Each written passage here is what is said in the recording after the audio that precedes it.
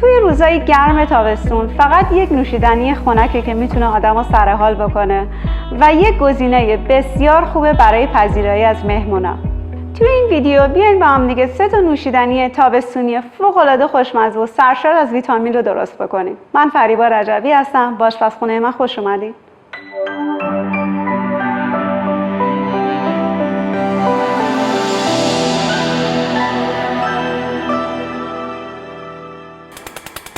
برای تهیه شهد من 3 پیمونه آب رو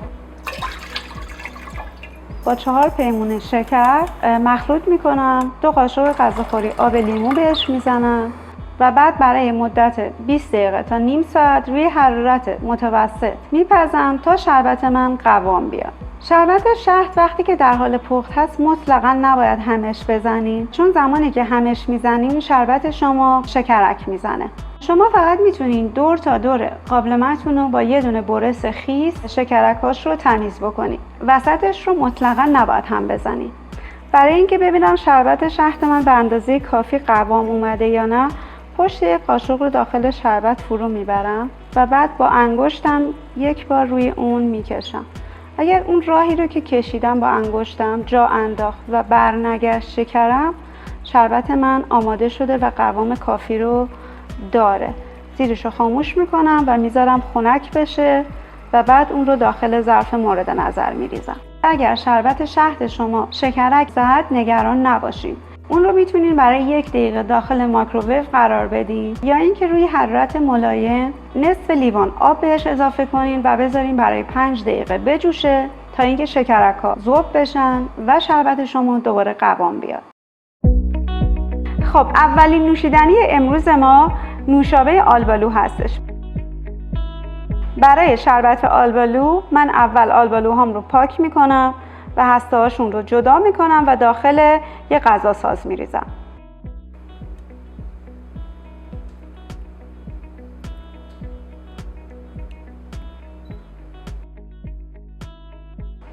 و حالا یه تیکه خیلی کوچیک از زنجبیل رو هم بهش اضافه میکنم.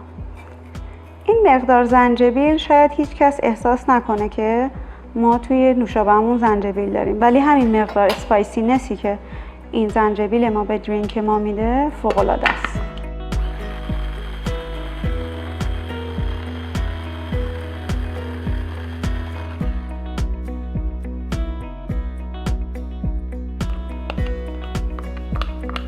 وقتی که آلبالوهام رو به شکل پوره درآوردم، شربت هم رو سرهم میکنم. برای سرهم کردن شربت از شهدم شروع میکنم. من 2 قاشق غذاخوری شهد ته لیوانام میریزم. شهد دوستان خیلی سلیقه‌ایه.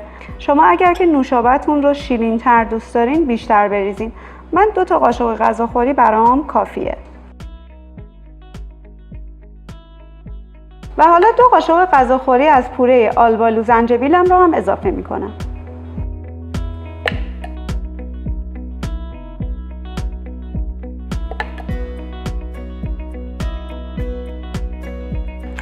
و حالا چند تکه یخ رو هم اضافه میکنم.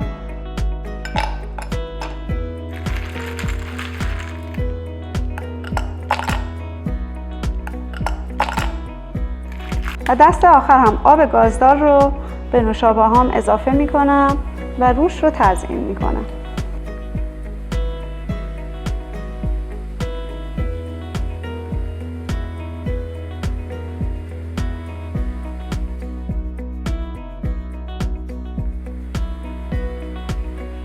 برای تزیین هم 2 تا برش خیار و 1 برش لیمو رو بهش اضافه میکنم.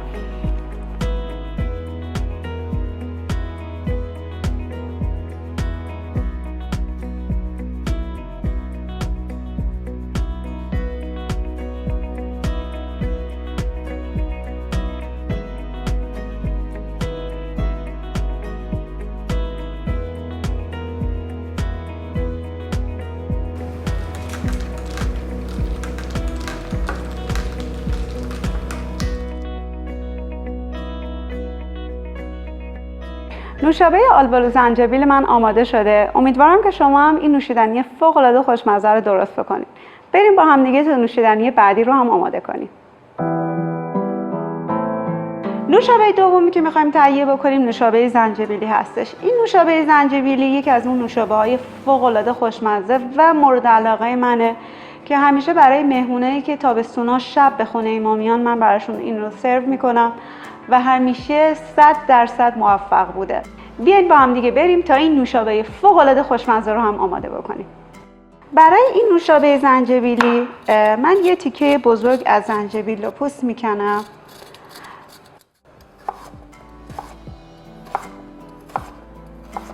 و بعد اون رو داخل بلندر با نصف لیوان آب به شکل پوره درش میارم. بعد از اینکه من زنجبیل هام رو به شکل پوره در آوردم از صافی ردشون میکنم.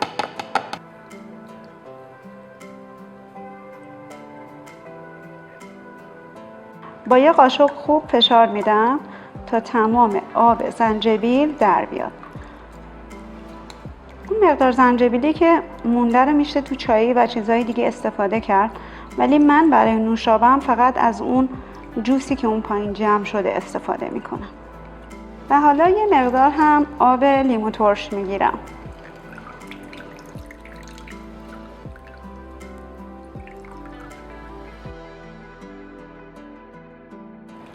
این نوشابه زنجبیل علاوه بر اینکه فوق‌العاده طعم خیلی خوبی داره، برای سیستم ایمنی بدن و سرماخوردگی و جلوگیری از بسیاری از بیماری هم فوق‌العاده مفیده.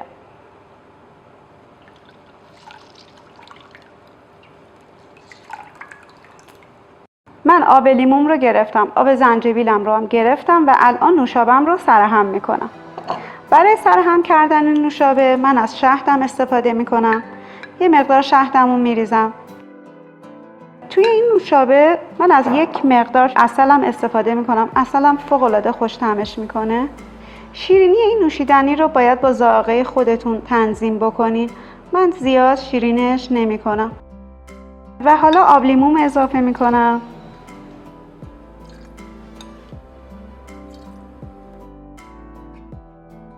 و بعد هم زنجبیلم رو اضافه میکنم. من حالا یه مقدار یخ بهش اضافه میکنم.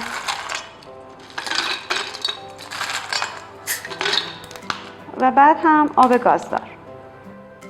برای مقدار زنجبیل دوستان اول از کم شروع کنید و اگر دوست داشتین که غلیظ‌تر باشه میتونین بیشتر بهش اضافه بکنید. برای اینکه زنجبیل میزانش واقعا بستگی به ذائقه و پذیرش شما داره. من نوشابه‌م رو به هم میزنم و بعد حالا نوشابه‌م رو یکم مزه میکنم و بعد ترشی، شیرینی و زنجبیلش رو اندازه میکنم. من فکر میکنم یه مقدار دیگه میخوام زنجبیل بهش اضافه بکنم، ولی شیرینی و ترشیش برای من کافیه.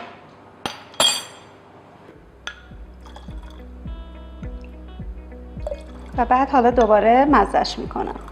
یادمون باشه که برای هر مار مزه کردن فقط یک بار از یک قاشق تمیز میتونیم استفاده کنیم و اگر خواستیم قاشقمون رو دوباره بزنیم توش بعد یک قاشق تمیز استفاده بکنیم. بله، نوشیدنی من خیلی خوشمزه شده. یک طعم یک کوچولو تیز زنجبیل رو تو خودش داره، دقیقاً همون چیزی که من دنبالش بودم. من این رو داخل لیوان میریزم و با میوه‌های تابستونی دیگه خوشگلش میکنم و سروش میکنم. این نوشابه رو از لحاظ سلامت اصلا نمیتونین با نوشابه‌های آماده بیرون مقایسه بکنید، چون که توش از شکر خیلی کمی استفاده شده و همچنین چون مواد خیلی تازه‌ای توش داره بسیار برای بدن ما مفید هستن. از میوه‌ای مثل توت فرنگی، خیار، لیمو میتونین برای تزیین این نوشیدنی استفاده بکنید.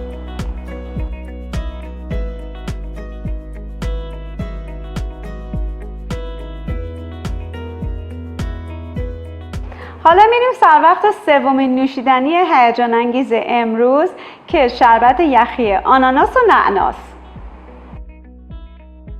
خب من اول آب چند تا دونه لیمو رو میگیرم و کنار میذارم. من توی رسیپیام همیشه از آب لیموی تازه استفاده میکنم تا از تمام ویتامین ها و مواد معدنی اون به طور کامل بهره ببرم.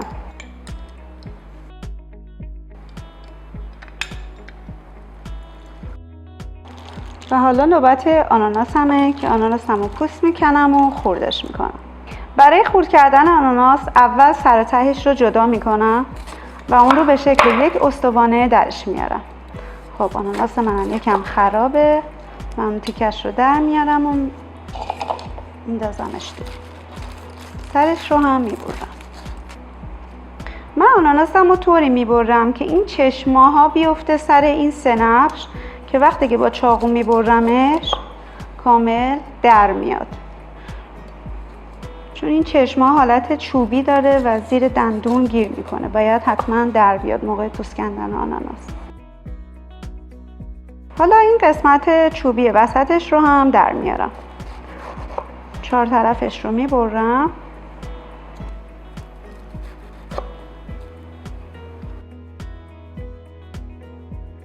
و حالا آناناسام رو به تیکه های درشت خرد میکنم.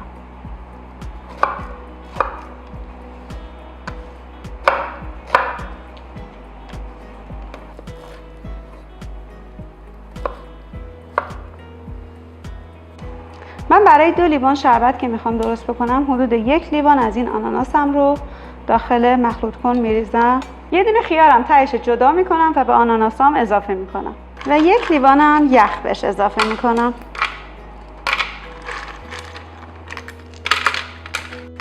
و حدود نصف لیوان هم نعنای پاک شده و شسته شده دارم که اون رو هم بهش اضافه میکنم.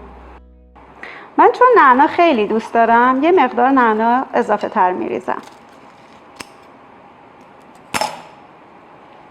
و آب لیمو رو به نعناها اضافه نمی کنم الان به شربتم، برای اینکه آب لیمو رنگ نعنا رو بلافاصله عوض میکنه.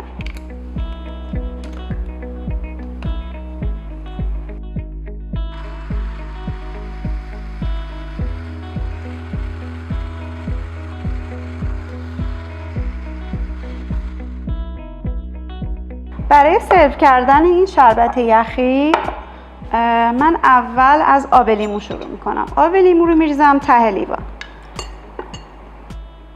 من به هر لیوان حدود 3 قاشق غذاخوری آب لیمو اضافه میکنم و حالا یک کم عسل اضافه میکنم.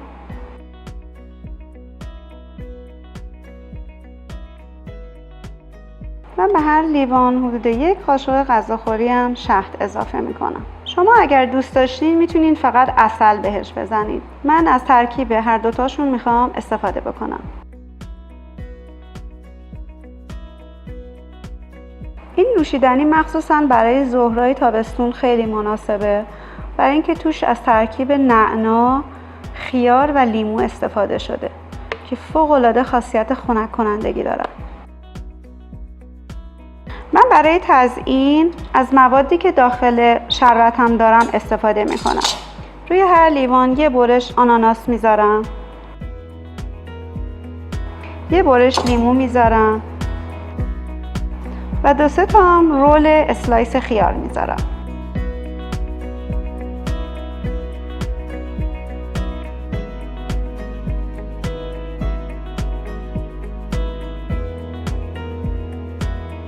ازتون میخواستم که حتما یه سری به کانال یوتیوب من بزنین و سابسکرایب بکنین و پیج اینستاگرام من رو فالو بکنین تا ویدیوهای بعدی رو از دست ندین.